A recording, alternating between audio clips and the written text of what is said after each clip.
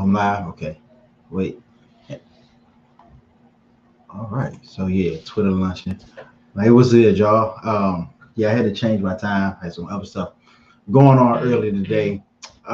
So yeah, today I wanted to talk about Black History. It's the first day of Black History Month, in the month of February, as we like to call it, not just February, February, because I'm Carl and my birthday is this month. So I kind of named the month after myself.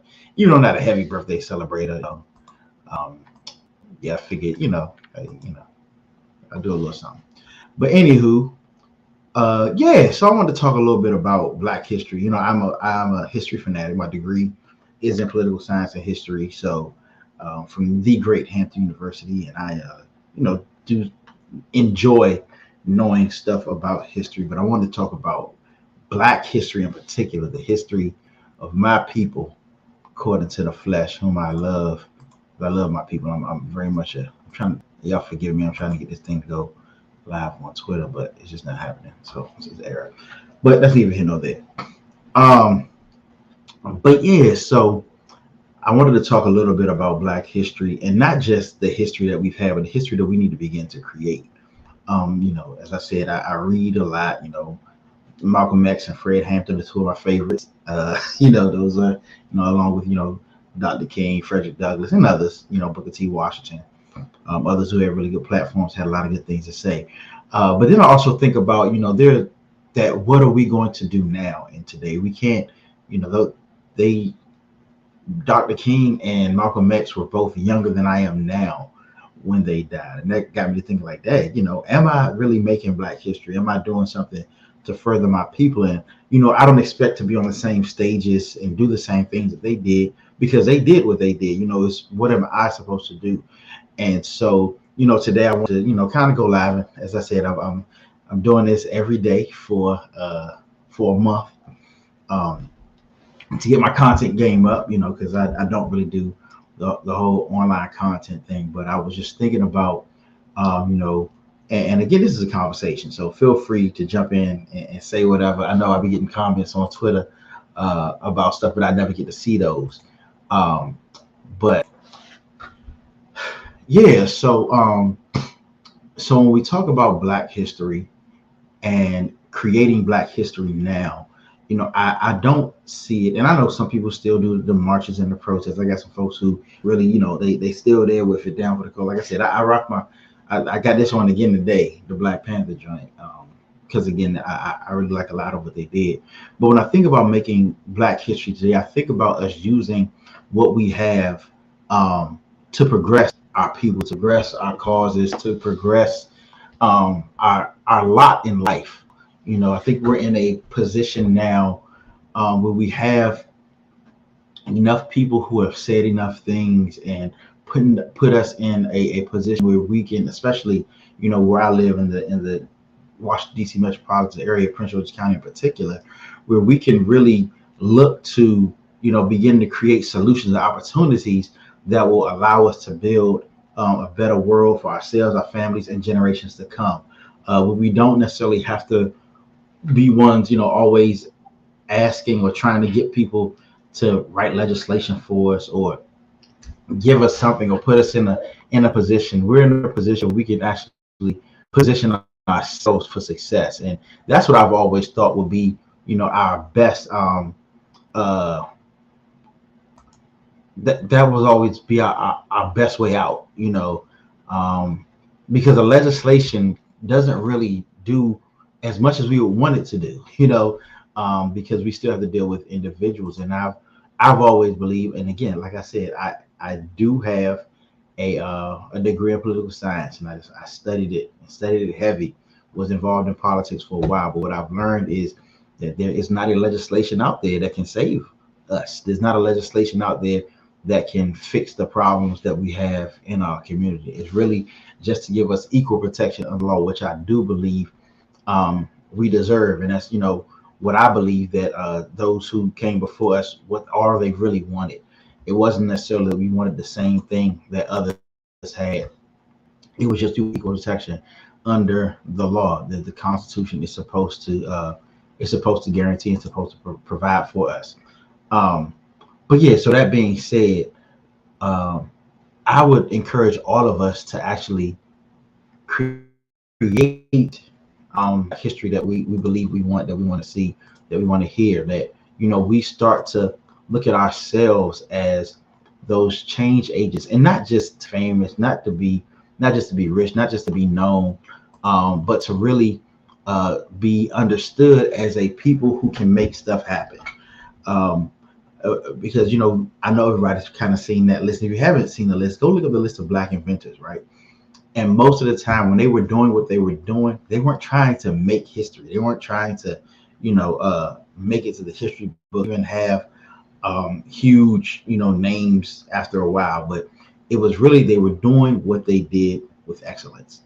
And I think that's where we begin to create that Black history that we want to have. Is whatever it is that you're doing. I was listening to Dr. King's speech the other day. We said, if you're gonna be a street sweeper, then sweep the streets like Picasso painted. Like Michelangelo did the Sistine Chapel. Do it with that much excellence, because you don't know, that street that you're sweeping, who's going to be driving down. And seconds could matter for the person who does have the cure for cancer, or that it's that big person that makes it. But you've been a part of that history, even if it's unknown.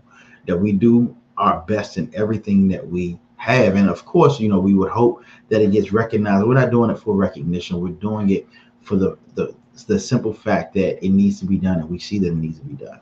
So I guess my encouragement today is that we begin to focus on the being the Black history that others, that generations after us talk about. Even if it's just within your family, even if it's just your nieces and nephews, or their sons and daughters, grandsons, granddaughters, that when it's talked about in your family what you did, that everybody can be proud that you did it. That's what Black history is. um and I know some people may not understand. Hey, Carl, why are you just talking about Black history? I mean, well, because I'm Black. And for years our what we have done, we have been marginalized, and this is not me talking from a victim standpoint. It's just factual, that so often what we've done has been pushed to the side, or swept under the rug, or stolen, taken, burned. Historically that's happened. But I believe now we're in a position where there are certain things that we can do for ourselves, to get past that, to push past that. And so that's just what I wanted to talk about today.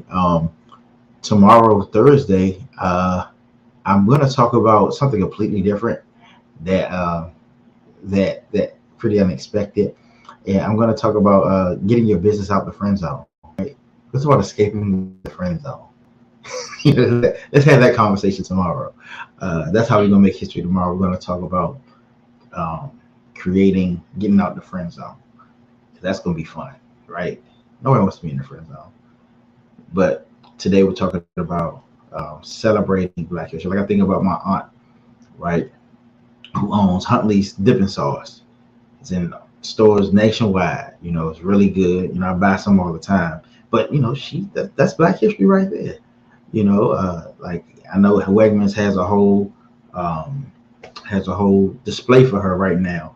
It says Black Friend own, talking about Huntley's Dipping Sauce, and they call themselves partners with her. And I'm glad that she's got on that stage. That's something that my cousins, her kids, can look back and say, Mom did this. Her grandchildren, they'll be able to say that, great grandchildren, as the brand continues to grow. Or even if they decide to shut it down, that's their choice. But the truth of the matter is, they have made Black history just by being excellent.